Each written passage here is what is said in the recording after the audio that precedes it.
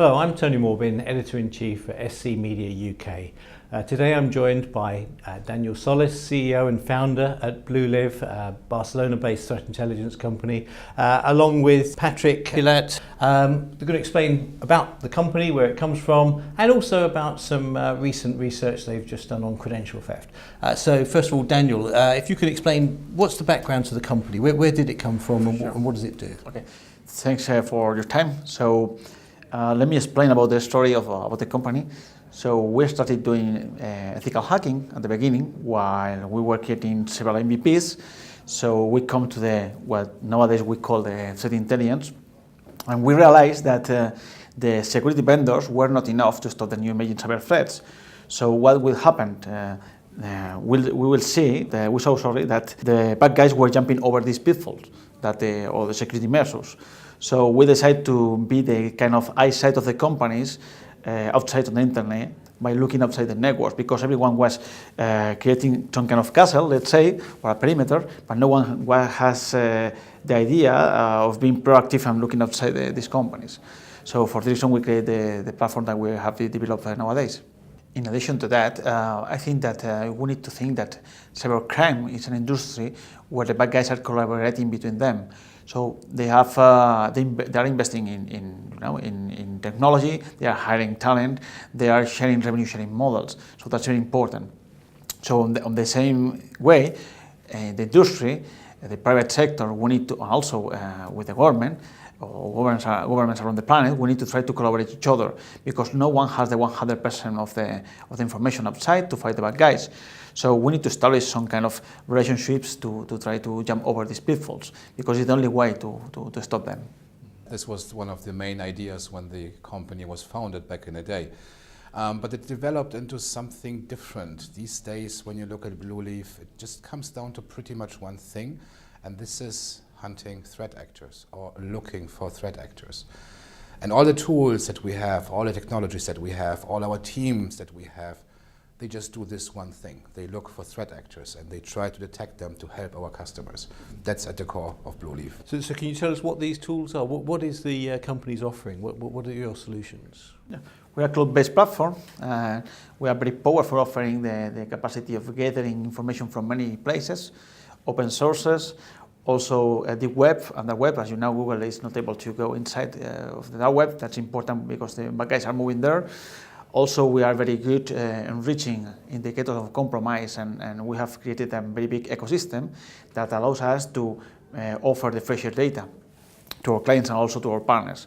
So I think that one of the best things that we are doing now is the capacity of gathering minimum of information, of data, and we have the capacity of processing it, and we have the capacity of delivering information, because if you don't have the skills to analyze this data, you are going to deliver noise, not information. So we are providing our clients a targeted and very specific information to react facing the threats, and we are helping to solve them. That's important also. If you look back like 10, 15 years, most of the companies, they were just pretty much focused on their internal network, on everything that's happening on-prem, right?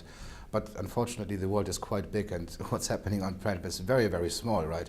So when Blueliv came in, we said, look, why don't we give our customers visibility of all the rest, right? So the whole internet, and this is what we do today. We scan the deep web, dark web, and pretty much everything in between for data that was stolen from our customers. When our customers are being threatened, for instance, targeted by threat actors, this is what we are looking for, and this is what we are finding with our platform. In addition, let me say that we have a very big capability for analyzing millions of malware samples. We have a powerful sandbox that helps to us, or helps to our clients or to our partners to find out what's going on with the malware. Pretty much in real time. Mm-hmm. And you've gone from penetration testing to threat intelligence. You've gone from Spain to 25 countries globally. What's next for the company? Okay. We are very excited of being here. As you know, we want to be very with a big and strong presence here in the UK. In fact, we have several people working for us here, and we have invested a lot of things. We have several clients, because we really think that the UK is the international hub for cybersecurity and also for technology. So for this reason, we have created a very aggressive go-to-market strategy to help to our channel to sell more. As you know, our channel is MCPs and bars, and we are delivering a modular approach, what is very easy to manage, and also we are helping our partners to put service on top. So what it comes down to again is threat actors, right? So to answer your question maybe a little bit more vague than Dani did, whatever it takes. Like, what is the next step? It depends on the threat actors. The threat actors, they put something in place, we will follow that up and we will try to be smarter than them. So, at the moment we're developing some very interesting things in regards to machine learning, very interesting next-gen stuff, because this is always where the threat landscape is developing to. At one point you will see threat actors running machine learning against consumers. It's going to be a nightmare, so we have to keep up with that. So to answer your question, it depends where it develops to. Our platform is a tool for us. We are curious for the threat actors. Okay. We're going to get on to the research in the report, but first of all, just in general terms, why do you need threat intelligence? What are the companies actually going to do with it? Okay, from my point of view, I think that companies without threat intelligence, they are blind. We are kind of the eyesight of the companies on the internet, and many of them, they don't know if they have been hacked. So we help them to find out that, and also they need the threat intelligence to be proactive, to complement or to ingest their current security solutions with IOCs or with data that can prevent or stop these new major cyber threats. That's very important from my point of view. Yeah. So for example, if let's say you have an admin working for a bigger company, right, and somehow one day the credentials, the login credentials for the internal systems get stolen, right? It's just one credential is enough to take down a whole company. So this is the situation we are in. We're giving our customers visibility if that happened. We can get this data back essentially for our customers, and this is very valuable for them. I mean, you just carried out a big report on credential theft. Could you summarise the main findings of the report? Yes, from our point of view is that the bad guys are very well organized. They are cyber industry. So they are very well coordinated. They have the bad guys who are creating the software or the malware, the other ones who are the channel who are delivering the malware, and there is some clients that buy this malware to try to use it later. So I think that on that way we need to be aware about what's going on outside. And from my point of view, I think it's very important to really know what is the what is the fresher information to be achieved or to be gathered, because the bad guys are also infecting a lot of companies to get credentials because they want the almost real-time data. That means that credentials that could come from leaks or whatever are not as good as the stolen by in real time by malware, so that's very important. Yeah, just to add something to the report, we have seen something very interesting happening over the last couple of months since we created the last snapshot. And it's that at the moment, threat actors are kind of targeting more Europe rather than the US. And we had a little bit of a look into that, why this might be happening, and found out that they also target Russia, which is very interesting. After analyzing this whole situation, it seems that the American marketplace in regards to credit cards and social security number is very different to what you see in Europe, right? In Europe, we have very strong credit cards in place with security chip. Social security numbers are in Europe not very important, right? You cannot do much damage with it. But still, you have this big juicy cake for threat actors to attack, right?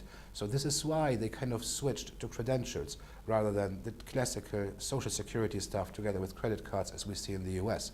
And at the end of the day, like if you have a login credentials, as I said a moment ago, you can take a whole company down. And when we were chatting earlier, you were saying that Russia's actually being used as a testing ground. Exactly that. So they developed some pieces of new malware, some pieces of new software, dropped this on Russia, used it as a POC.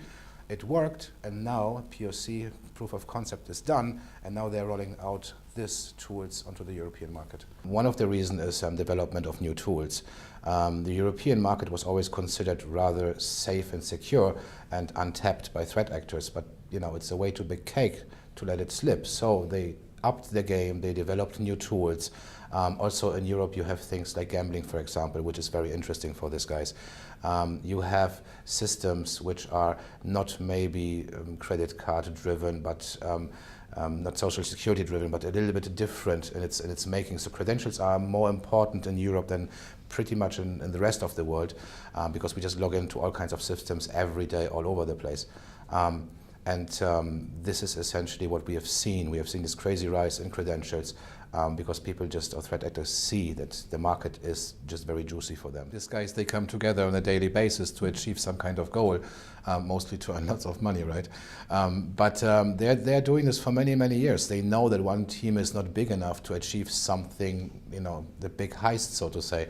So they collaborate, they share information, and then they just go for the target. So this is the least that we should also be doing in the threat intelligence industry. Like we need to share data between each other to just get the bigger picture. It's not enough if everybody just has one piece of the puzzle, right? We need every single piece of the puzzle put together, and then we have the whole picture. And this is kind of the approach that we have right now with Blueliv and with potential partners, with people that we would like to work together.